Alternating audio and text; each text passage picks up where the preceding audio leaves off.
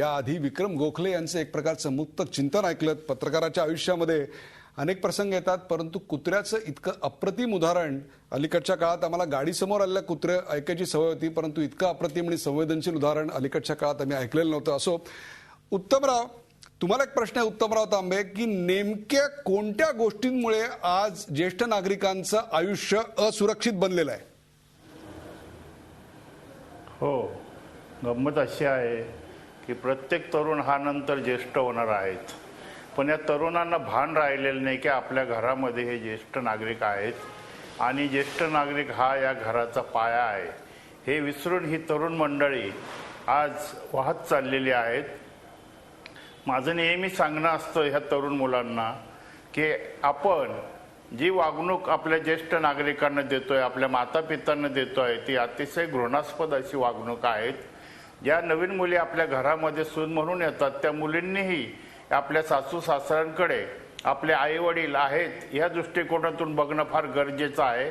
त्याचप्रमाणे मी ज्येष्ठ नागरिकांनाही सतत सांगत असतो की आपणही त्या मुलीला आपली मुलगी म्हणून तिच्याकडे बघा, म्हणून जे आपले वादविवाद होतात ते तिथेच थांबतील आणि प्रत्येक घरामध्ये हा सुसंवाद घडला पाहिजे.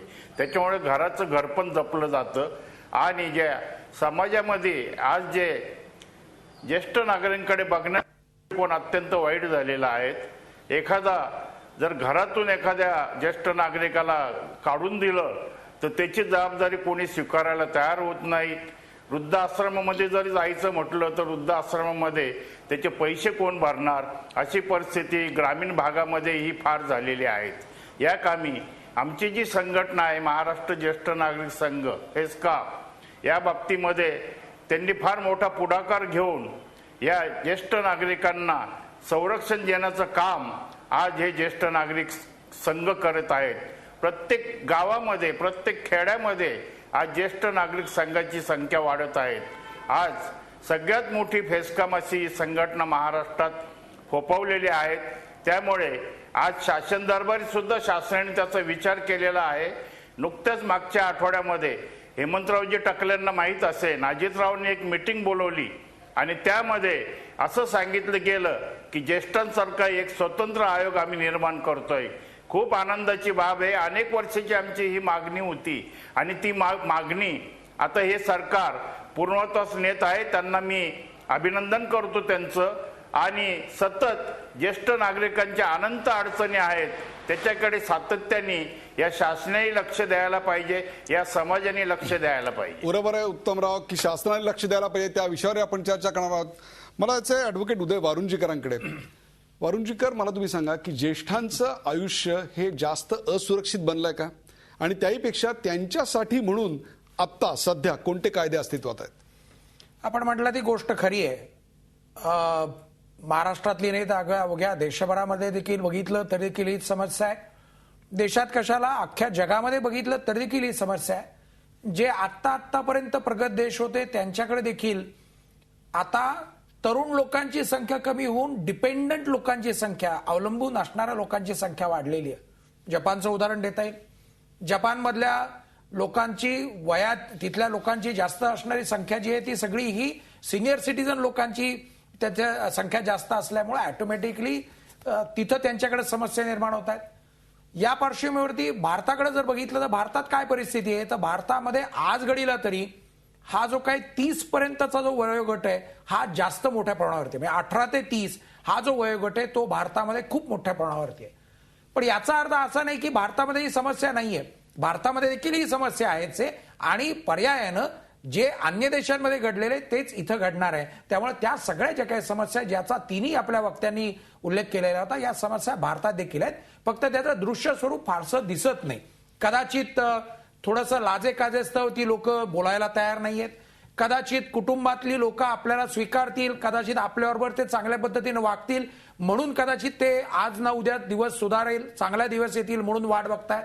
किंवा कदाचित यांना कुठल्या दिशेनं जायचं याची माहिती नाहीये, किंवा कुठल्या योजना आहेत, आपल्याकरता कुठला कायदा आहे, कुठं न्याय मागायचा, कशी फिर्याद दाखल करायची याची माहिती नाही म्हणून देखील अनेक लोकांना खरं पाहता दिशा मिळत. कायदे कोणकोणते आहेत सांगतो. सणभर आपण गृहीत धरूया की एखादे आई वडील आहेत, ज्येष्ठ नागरिक आहेत, त्या ज्येष्ठ नागरिकांना चक्क आपल्या कमवत्या मुलीकडून किंवा मुलाकडून देखील पोटगी मिळण्याची शक्यता आहे. आपल्याकडे कायद्यामध्ये तरतूद आहे. सर्वसाधारणतः आपण पोटगी म्हटल्यानंतर बायकोनं नवऱ्याकडे मागितलेली ती पोटगी, कायदा तसं म्हणत नाही. आई वडिलांना देखील पोटगी मिळण्याचा अधिकार आहे, पण सर्वसाधारणतः हा अधिकाराची अंमलबजावणी करायला लोक फारशी तयार नसतात. कारण त्यांचं म्हणणं असं असतं की बहुतेक वेळा हे आमच्या घरातला वैयक्तिक इश्यू आहे, वैयक्तिक प्रश्न आहे, तो कशाला कोर्टाच्या दरबारात नाही, चव्हाट्यावर कशाला आणा? बरोबर म्हणताय. दुसऱ्या प्रकारचं म्हटलं तर आपण यांना म्हणू शकतो की नवीन 2007 सालामध्ये केंद्रीय पातळीवरती कायदा पारित केलेला आहे. त्याच्याकरता त्या कायद्याअंतर्गत वृद्धाश्रम हा जो काही विषय आहे त्याच्याकरताची संपूर्ण नियंत्रण यंत्रणा त्याच्यामध्ये निर्माण केलेली आहे. पण आता जसा उल्लेख झाला त्याच प्रमाणावरती सत्य परिस्थिती तीच आहे की वृद्धाश्रम जरी असले तरी त्यांची संख्या पुरेशी नाही, त्यांच्या गुणवत्तेवरती कुठलं नियंत्रण नाही, त्यांचे जे काही खर्च आहेत त्या खर्चावरती देखील कुठल्याही प्रकारचं नियंत्रण राहू शकणार नाही. आणि म्हणूनच हा कायदा जरी आलेला असला तरी या कायद्याप्रमाणे आता इथून पुढे हा कायदा अंमलात आणण्यासाठी खूप काही करावं लागणार आहे. या सगळ्याच्या बरोबरीने आपण जे मुद्दे मांडलेले होते आपल्या अनेक वक्त्यांनी, त्याची चक्क मी बसल्या बसल्या एक यादी करत होतो. असणारे मेडिकल विषयक जे काही प्रश्न आहेत ते सगळे जो काही वैद्यकीय खर्च आहे तो आवाक्याबाहेर जातो. म्हणून बऱ्याच वेळा या सगळ्या सिनियर सिटीजन लोकांकरता त्यांना ट्रीटमेंट नाकारली जाते, लांबवली जाते. खूप वेळा त्यांना योग्य प्रकारचे उपचार मिळू शकत नाहीत. याच्याकरता काही करता येईल का? कागदावरती योजना असणं आणि प्रत्यक्ष उपचार मिळणं याच्यामधली जी दरी आहे ती कमी करण्याकरता काही करता येईल का? यांचे हक्क सोडपत्र करून घेतली जातात. अनेक सिनियर आपले ज्येष्ठ नागरिक आपल्याला सांगतील की त्यांचे मुलं मुली किंवा नातवंड हे हक्क सोडपत्र करावं म्हणून त्यांच्या पाठीशी लागतात, बक्षीसपत्र करून घ्यायचा प्रयत्न करतात किंवा चक्क त्यांचं मृत्यूपत्र करून घ्यायचा प्रयत्न करतात. आणि मग याच्यामधून खरं पाहता त्या मालमत्तेची ते हयात असतानाच विल्हेवाट लावण्याचा प्रयत्न केला जातो.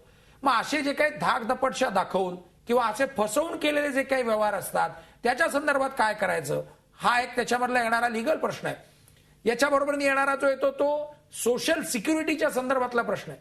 काय होत आहे की एकत्र कुटुंब पद्धती हळूहळू विलय पावत चाललेली आहे, ती नष्ट पावत चाललेली आहे. त्याच्यामुळं साहजिकच आई वडील एकटे आहेत, मुलगा मुलगी एकटे आहेत किंवा जसं पंखात ताकद आले की तो पिल्लू जसं दुसऱ्या घरट्यामध्ये जाऊन राहायला लागतं तसं मुलं नोकरीच्या उद्देशानं किंवा व्यवसायाच्या उद्देशानं दुसरीकडे गेलेले आहेत. आई वडील एकटे राहत आहेत. त्यांच्याकरताची सोशल सिक्युरिटी काय करता येईल? त्यांच्या बाबतीमध्ये होणाऱ्या ज्या काही त्यांच्या ठिकाणी असणाऱ्या चोऱ्या असू शकतात, त्यांना पोलिसांकडून मिळणारी वागणूक असू शकते, खून असू शकतो, मालमत्तेच्या किंवा कुठल्या मोहापायी केलेले काही अत्याचार असू शकतात. आणि या सगळ्याच्या बरोबरीनं आतापर्यंत आपल्या प्रेक्षकांकडे न आलेला एक विषय फार महत्वाचा आहे की गेल्या काही वर्षभरामध्ये बघितलं असेल तर आयुष्यमान खूप वाढत चाललेलं आहे. आणि ते आयुष्यमान वाढताना स्त्रियांचं आयुष्यमान जास्त वाढलेलं आहे. म्हणजे जर आकडेवारी जर बघितली तर पुरुष मंडळी जी सिनियर सिटीजन्स आहेत त्याच्यापेक्षा जास्त प्रमाणामध्ये स्त्रिया सिनियर सिटीजन्स आहेत. त्यामुळे या स्त्रियांचे असणारे जे काही प्रश्न आहेत तो एक वेगळा पैलू आहे की ज्या बाबतीमध्ये अजून तरी फारसं कुठं हालचाल होताना दिसत नाही. अतिशय विस्तृतपणे ॲडव्होकेट उदय वारुंजीकर यांनी आपल्याला त्याच्या संदर्भातले कायदे आणि त्यातल्या तरतुदींचं विवेचन केलं. अर्थात मी त्यांना पुढच्या भागामध्ये प्रश्न विचारणार आहे, पण पुढच्या भागाची सुरुवात करताना मी विक्रम गोखले यांना विचारणार आहे की ही वृद्धत्वाची पिढी अधिकच एकाकी झालेली आहे का? कुठे जाऊ नका, पाहत राहा झी24 तास. आपण पाहताय भिवभीती संध्या छाया.